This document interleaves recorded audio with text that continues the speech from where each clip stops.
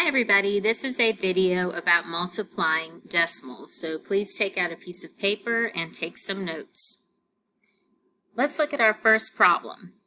Okay, what I'd like you to do is first just ignore the decimals and write the problem out like a regular multiplication problem.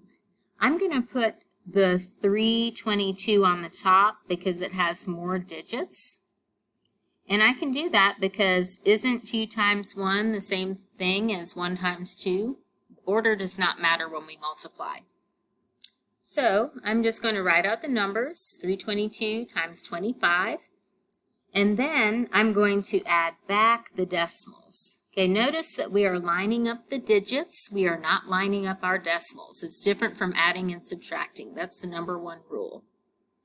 Okay, now I'm just going to multiply as usual and ignore the decimal points. So I have 5 times 2 is 10. Put the 0 down, carry the 1. 5 times 2 is 10 again, plus 1 is 11. Then I have 5 times 3 is 15, plus 1 is 16. Okay, feel free to pause the video if you ever need to. Next, since I'm doing a second row, I have to handle this 2. I'm going to multiply the 2 times 2, 2 times 2, and then 2 times 3, just like regular multiplication. However, I need to add a 0 first, just as a placeholder. You should have learned that in 5th grade. Okay, next, 2 times 2 is 4, 2 times 2 is 4, 2 times 3 is 6. And then I just go ahead and add like usual. 1 plus 4 is 5. 6 plus 4 is 10. I'm going to put the 0 down, carry the 1, and then I have an 8. Okay, finally, the last thing is where to place the decimal. Right here, this is how I handle it, guys. I have 2 digits behind this decimal point, right? And 1 digit behind this decimal point. So I'm going to total up how many checks I have. I have 1, 2, 3. There's a total of 3 digits that are behind decimal points.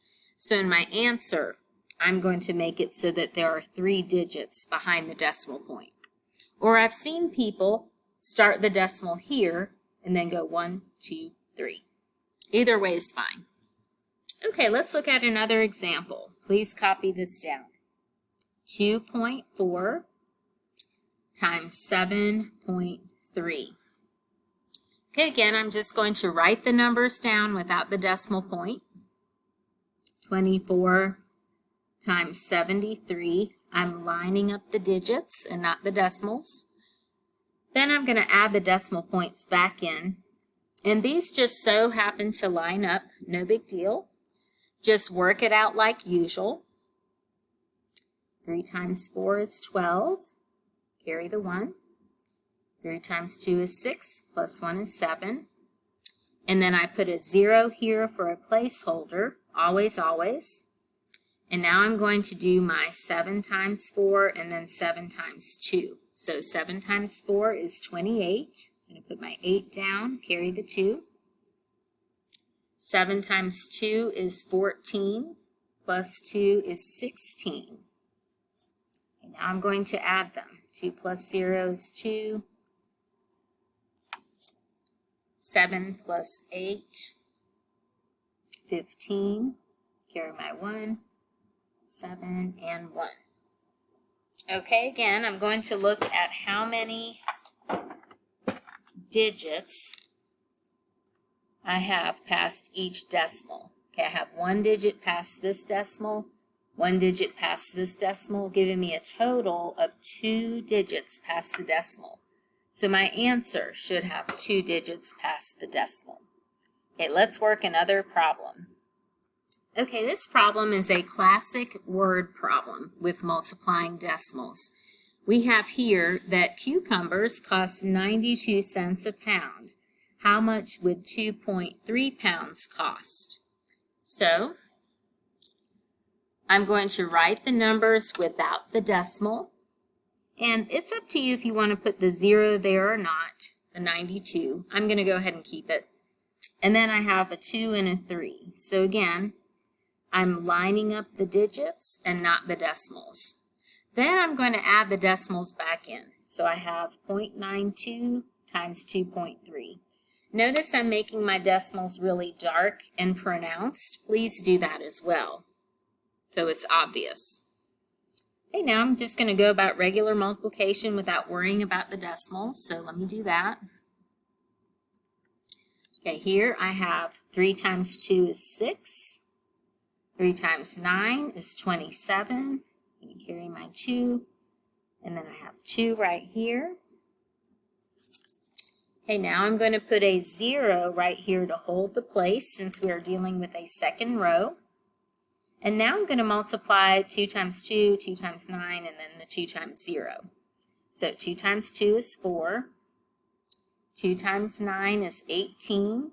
Put the 8 there, carry the 1. 2 times 0 is 0, plus 1 is 1. So I'm going to add these together and I get 6. I have 7, 8, 9, 10, 11. Then I have 8, 9, 10, 11 again. Okay, now to place my decimal point. I have 2 digits past this decimal, 1 digit past this decimal, so I have a total of 3 digits past the decimal point.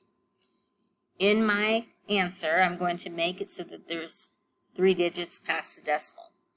However, we're dealing with money here. They're asking how much would it cost. So money is always rounded to the nearest hundredth.